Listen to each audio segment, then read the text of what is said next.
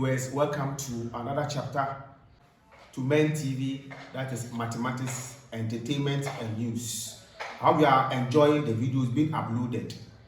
Very soon we are going to upload entertainment, sports and current news updates going on all over the country and around the world.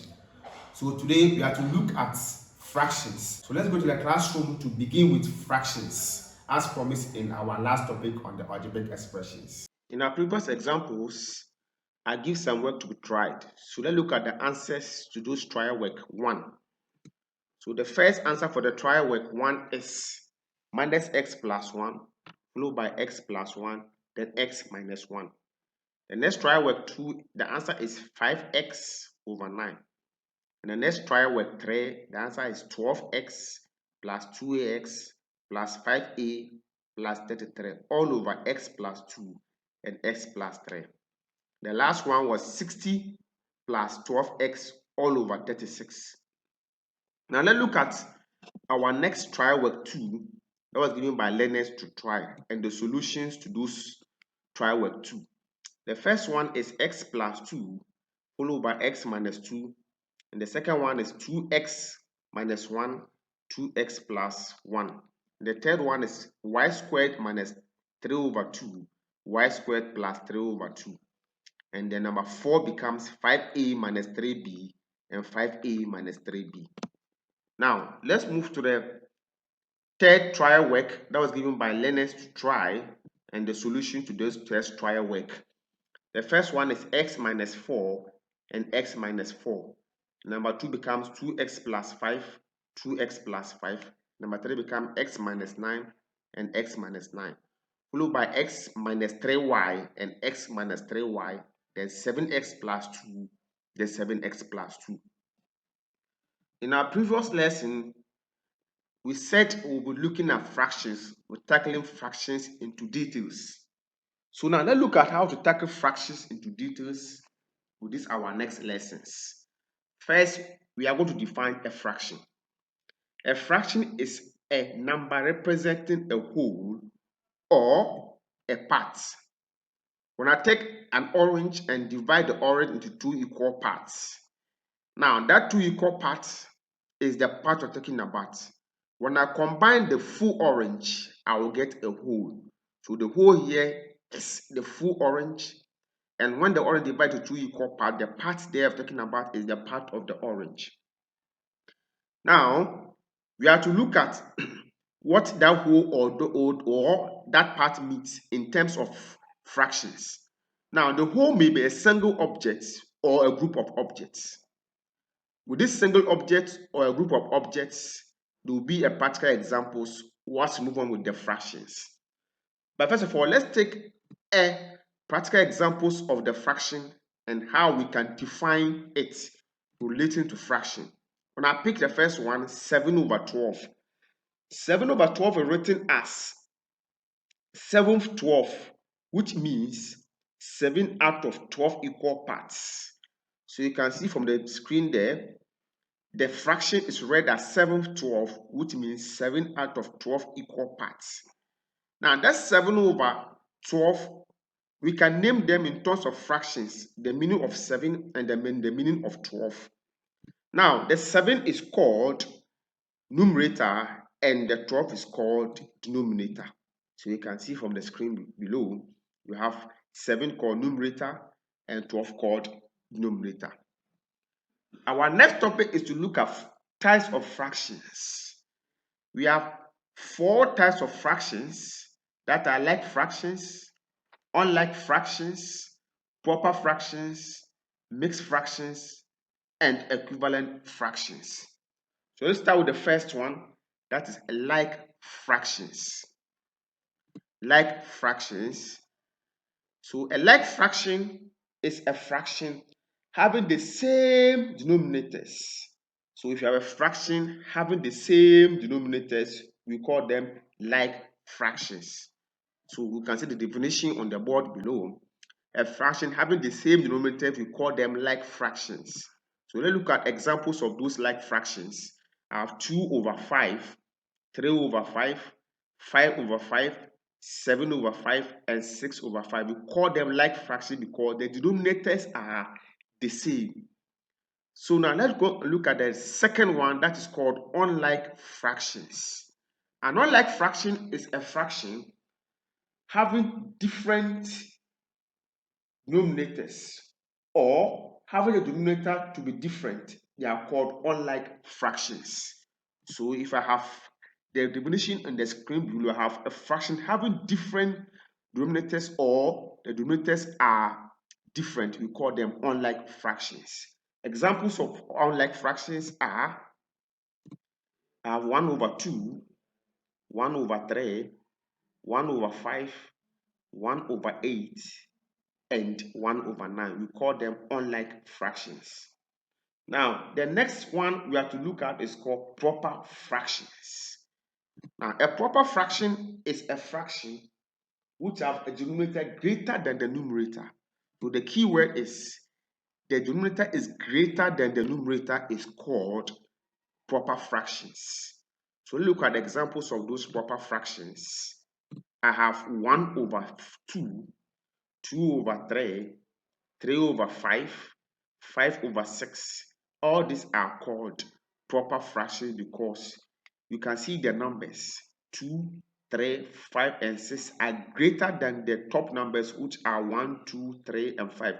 The down numbers are called denominators greater than the numerators that are the top numbers. So we call this a proper fraction. Now the next step is to look at improper fractions. An improper fraction is a fraction in which the denominator is smaller than the numerator. So you can see the definition in the screen below. You can see that fraction in which the denominator is smaller than its numerator, we call them improper fractions. Examples of these improper fractions are 5 over 3, 9 over 5, 11 over 7, 21 over 14. You can see that here, these are the denominators. They are smaller than the numerators. We call them improper fractions. Now, our next step is to look at mixed fraction. A mixed fraction. We have to define a mixed fraction. Now, what is a mixed fraction? When an improper fraction is written as a combination of a whole or a combination of a whole number and a proper number, we call it a mixed fraction. So let's look at the definition on the board. When an improper fraction is written as a combination of a whole number, we call it a proper fraction. So when you combine a whole number and a proper fraction, we call it a mixed fraction. So let's look at an example of those mixed fraction. We have to combine a whole number and a proper fraction. So this is a whole number 4 and a proper fraction, that's 1 over 2. Whole number 7 and 1 over 3 is a proper fraction. Whole number 7, then 3 over 4 is a proper fraction. And the next one is to look at equivalent fraction. Equivalent fraction is the last type of fraction we have to look at. That's equivalent fraction. If two or more fractions have the same value, then they are called equivalent fraction or equal fraction. Now, the value of the fraction does not change if both the numbers, that's the numerators, and the denominators are multiplied by the same natural numbers. They do not change. So we look at typical examples of those equivalent fractions. Now, if you have two or more fractions having the same value, then they are called equivalent or equal fractions. And the value of the fraction does not change if both the numerators and the denominators are multiplied by a common number or a common natural numbers. We're going to have the same number. So let's take a typical examples of those equivalent fractions. Now the first one, I have 3 over 4. 3 over 4, I can pick 2 to multiply 2, the 3 and the 4. So 2 can multiply both 3 and 4. So I have 2 times 3, I have 6. 2 times 4, I have 8. When I reduce this 6 over 8 to the lowest number or the lowest common factor, I'm going to have 3 over 4. The next one is 2 over 7. I can pick any natural number to multiply the 2 and the 7. So 5 can multiply 2, 5 can multiply 7. 5 times 2 will give me 10, then 5 times 7 will give me 35. When I reduce the 10 and the 35 to the lowest common number, I'm going to have 2 and 7. Now the next one we have to look at is 1 over 3. When I multiply this 1 over 3 by a common natural number, that is 3 and 3. 1 times 3, I have 3. Then 1 times 3 times 3, I'm going to have 9. Then 1 times 3 is 3. 3 times 3 is 9. This 3 and 9. When I reduce 3 and 9 to the lowest common number, I will have 1 over 3. Now, let's now look at a practical example of how to solve equivalent fraction. So let's take the first one. I have 2 over 3 and 4 over 6, followed by 8 over 12. 2 over 3, 4 over 6, and 8 over 12. What number can divide 2 over 3? No number can divide 2 over 3. So I'll now come to 4 over 6 and 8 over 12. What digit can reduce this 4 and 6 to get 2 over 3? And what digit can reduce this 8 over 12 to get 2 over 3? So I'll pick my first one, that is the 4 over 6. To see what digit, when I divide, I can get 2 over 3. So what digit can divide the 4 and 6? That is 2. 2 divide the 4 2 times and divide the 6 3 times. And I have 8 over 12. What digit can divide 8 and 12? That is 4. 4 will divide 8 2 times, and 4 will divide 12. That is 3 times. So 12 divided by 4 is 3, and 8 divided by 4 will give me 3.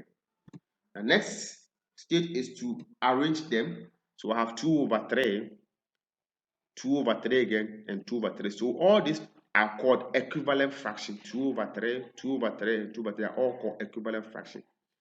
Next step, I have 6 over 10, then 3 over 5, followed by 18 over 30. Now, if you look at these 3 digits, I'm to check which of them can be reduced to the lowest term. That is 6 and 12, and 18 and 30. But I can reduce the 3 and 5 to the lowest term. So I'll pick the first one, that is 6. So 6 and 10, 2 can divide the 6 and also can divide the 10. So 2 divide the 6 3 times and divide the 10 5 times. 18 and 30, 18 divided by 6, I will have 3, and 30 divided by 6, I'm going to have 5. So from the screen below, final answer, I have 3 over 5. For 6 over 10, I have 3 over 5 again. Then 18 and 30, I have 3 over 5. So all these are called equivalent fractions. Okay, viewers, thank you for watching. We'll continue with comparing and ordering of fractions in our next topic under fraction. That's our next subtopic on fractions. Thanks for watching.